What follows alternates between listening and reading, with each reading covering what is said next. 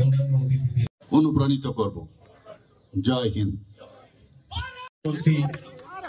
Professor doctor Manik Saha মহোদয় সবুজ পতাকা ধরনে দেশের মাননীয় প্রধানমন্ত্রী শ্রদ্ধেয় শ্রী নরেন্দ্র মোদীজি যেভাবে ডাক দিয়েছেন দেশকে বিকশিত ভারত করবার জন্য, সেই লক্ষ্যকে পূরণ করতে আমরা সকলেই সামিল হব, সকলে একতাবদ্ধ হয়ে আমাদের এই রাজ্য, আমাদের এই দেশকে 2047 সালের মধ্যে বিকশিত ভারতে পরিণত করব। অত্যন্ত চেষ্টা করি আমাদের এই জাতীয় ভারতবর্ষকে বিকশিত ভারতে পরিণত করব। আমরা একতাবদ্ধ হয়ে আমাদের দেশকে শক্তিশালী করব।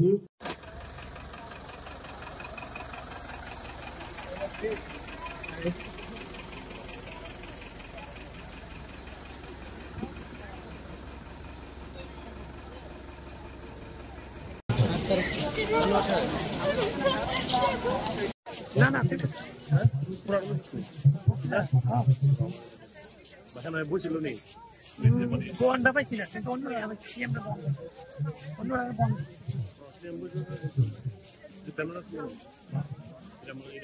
দিনের যারা প্রজন্ম, তাদের মধ্যে যে ঐক্য, দেশপ্রেম এবং যে নাগরিকের যে দায়িত্ববোধ, সেই চেতনাকে উদ্বুদ্ধ করার জন্য, পাশাপাশি সর্দার বল্লভভাই প্যাটেলের প্রতি সম্মান জানানোর উদ্দেশ্য নিয়ে এই অভিযানের পথ চলে।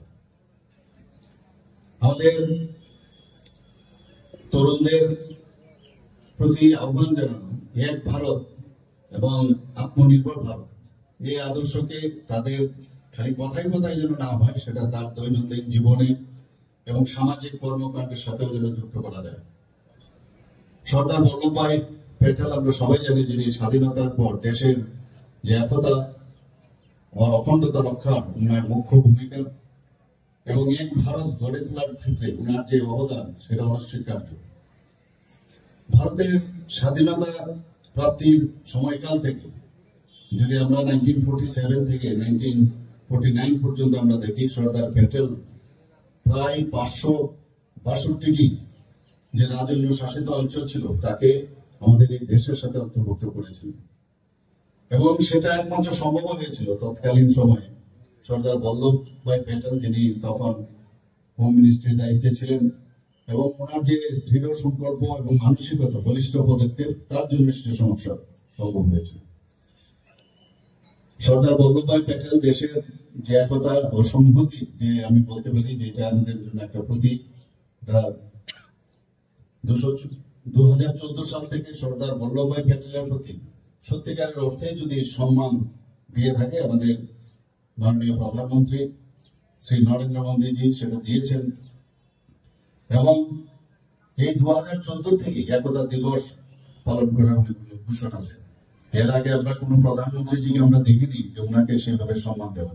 আমাদের বীর যোদ্ধা যারা দেশের জন্য প্রাণ বলিদান হয়েছেন, দেশের জন্য কাজ করেছেন, মাননীয় প্রধানমন্ত্রীজি সবাইকে সেভাবে কিন্তু সম্মান দিয়েছেন। এর পরে আমাদের একতা ও অখণ্ডতা রক্ষায় সর্দার বল্লভভাই প্যাটেলের প্রতি শ্রদ্ধা জানানোর লক্ষ্য নিয়ে 2014 সালে আমরা রান ফর ইউনিটি সূচনা আমরা করেছিলাম। 2018 সালে গুজরাটে আমরা সবাই জানি যে নর্মদা নদীর তীরে এক পূর্ণবয় যে মূর্তি মাননীয় প্রধানমন্ত্রীর হাত ধরে সেখানে স্থাপন হয়েছে, এবং বলা যায় এটি বিশ্বের সবচেয়ে উচ্চতম স্ট্যাচু, এবং দেশ বিদেশ থেকে প্রচুর লোক সেখানে যায়।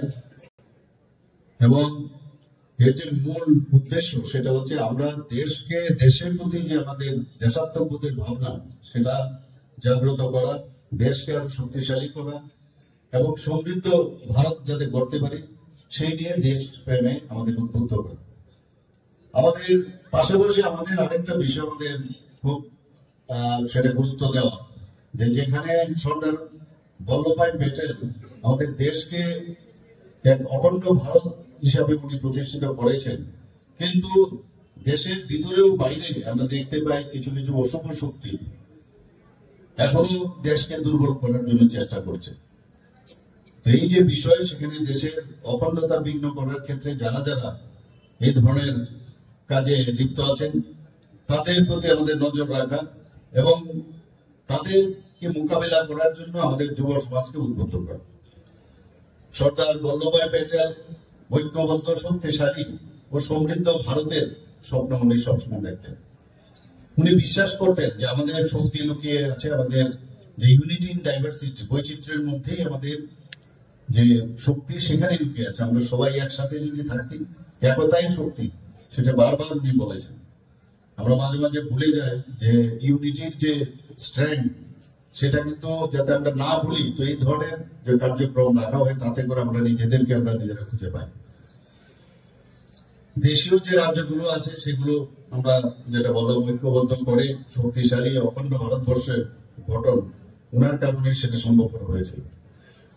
সর্দার বল্লভভাই প্যাটেলের যে লক্ষ্য এবং উনার যে আদর্শে উদ্বুদ্ধ এবং অনুপ্রাণিত হয়ে মাননীয় প্রধানমন্ত্রী এক ভারত শ্রেষ্ঠ ভারতের যে ডাক দিয়েছে, এবং এই কারণেই আজকে এই যে প্রোগ্রাম, সেটাও কেন্দ্রীয় স্তরে সেটা যে সময় হয়েছে।